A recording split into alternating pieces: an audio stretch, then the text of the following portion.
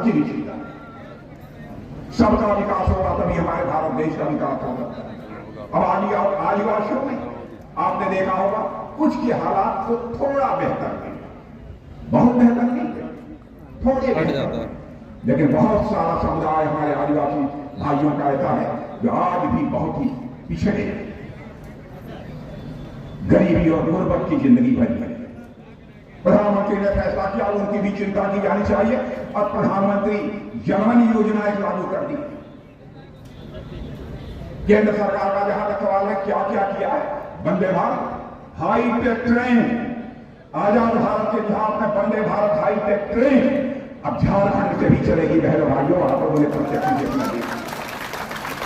Railway का infrastructure, सड़कों के बारे में आज अटल बिहारी वाजपेयी चौड़ी चढ़ी सड़कें बनाने का जो सिलसिला हिंदुस्तान व्यापार में किया था, मेरे बहनों भाइयों, उस सिलसिले को आगे बढ़ाने का काम यदि कोई कर रहा है हमारे प्रधानमंत्री आदरणीय नरेंद्र मोदी जी कर।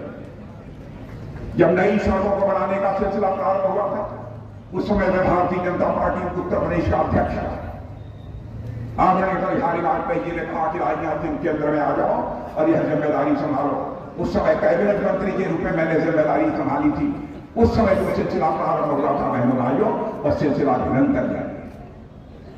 गांवों को पक्की सड़कों से जोड़ने का सिलसिला, मैं आपसे पूछना चाहता हूं, पहले से हालात काफी बेहतर हुए हैं कि नहीं सड़कों के मामले में? हुए हैं तो हाथ उठाकर ताली बजाइए, न हुए हैं मत बजाइए।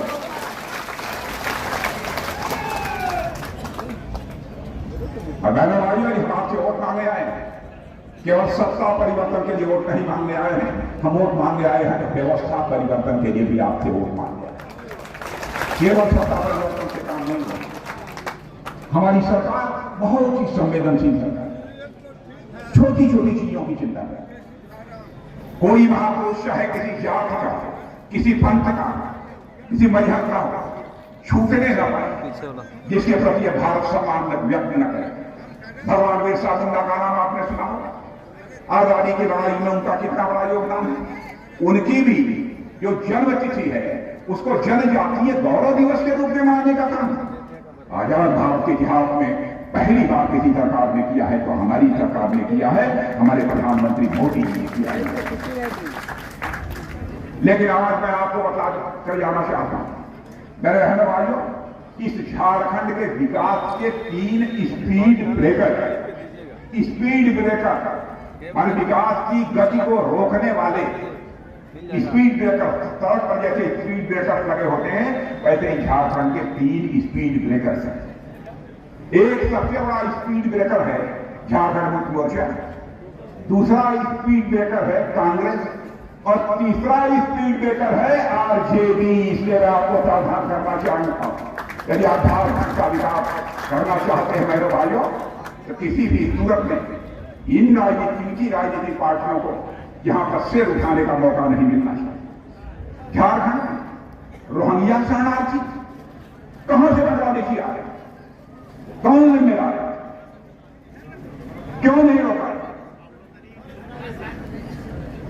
यहां आकर शादी कर रहे हैं, कमाई कर रहे हैं। बहनों भाइयों, इसे हम लोगों ने बहुत ही गंभीरतापूर्वक लिया है। हम लोग जाति, पंथ और मजहब की राजनीति करने वाले नहीं हैं, हम इंसाफ और इंसानियत की राजनीति करने वाले हैं। लेकिन हमें देखेंगे बाहर से आकर घुसपैठी हमारी गरीब बेटियों के साथ शादी कर रहे हैं, उनको साथ ले भी जा रहे हैं। अन्य राजनीतिक पार्टियां ऐसे बर्दाश्त कर लें, लेकिन हिंदुस्तान की स्वाभिमानी राजनीतिक पार्टी भारतीय जनता पार्टी मेरे बहनों भाइयों से किसी भी सूरत में बर्दाश्त नहीं करेगी। इसलिए मैं आप लोगों से निवेदन करना चाहता हूं, इस बार जो भी फैसला होना चाहिए सोच समझ कर होना चाहिए। ये कांग्रेस के नए नेता उभरे हैं, नाम है राहुल गांधी, उनके भाषण को आपने सुना होगा और आपने यह भी देखा होगा कि अभी दुनिया के दूसरे देश में अमेरिका गए और वहां जाकर हमने क्या क्या बात की। बहनों भाइयों, उन्होंने यहाँ के हमारे सिख भाइयों को, जिनका कि भारतीय संस्कृति के लिए इतना बड़ा योगदान है कि जितनी भी प्रशंसा की जाए कम है। बदला उनको भड़काने की कोशिश कर रहे थे कि भारत हमें सुरक्षित नहीं। दुनिया के दूसरे देशों में जाकर भारत की प्रतिष्ठा को, भारत की छवि को धूमिल करने का काम करते हैं। बहनों भाइयों, राजनीति केवल सरकार बनाने के लिए नहीं की जाती है, राजनीति की जाती है तो देश बनाने के लिए राजनीति की जाती है, समाज बनाने के लिए राजनीति की जाती है।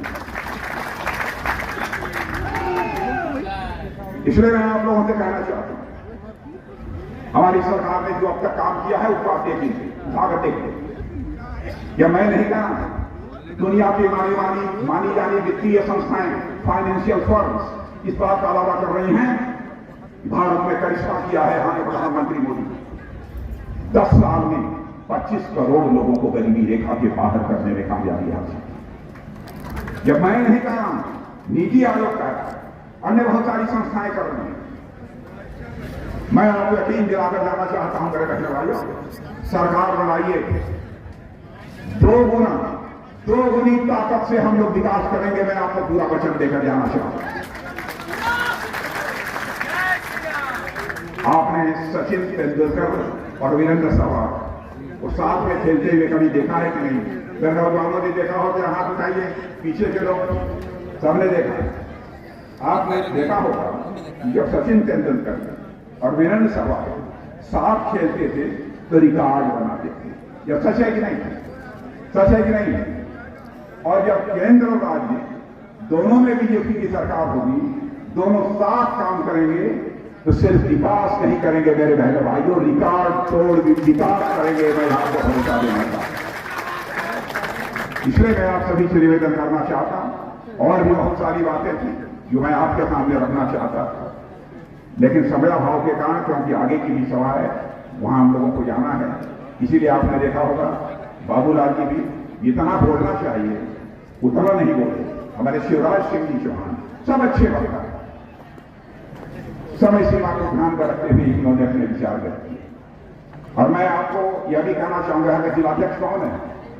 जिलाध्यक्ष बहन भाइयों, यहां की सीटें आपने पंपर सारी जीता दी, तो मैं यहां के जिलाध्यक्ष, नाम क्या है? अच्छा, उपभोक्ता जी, रामदेव उपभोक्ता, रामदेव दत्ता जी को मैं कहूंगा, यदि चुनाव हो जाए, सारी सीटें इस जनपद की जीत जाए, एक बार मुझे फिर से इस खोरी बुला लेना, फिर से इस खोरी बुला। और बहनों भाइयों, इस खोरी में आना चाहूंगा, सभी सीटों पर विजय हासिल करने के बाद तो अपना स्वागत कराने के लिए नहीं आना चाहूंगा, बल्कि एक बार शीश झुकाकर यहां की जनता के प्रति आशीर्वाद व्यक्त करने के लिए आना चाहूंगा। इन्हीं शब्दों के साथ आपको बहुत बहुत धन्यवाद। बोलिए भारत माता की, भारत माता की।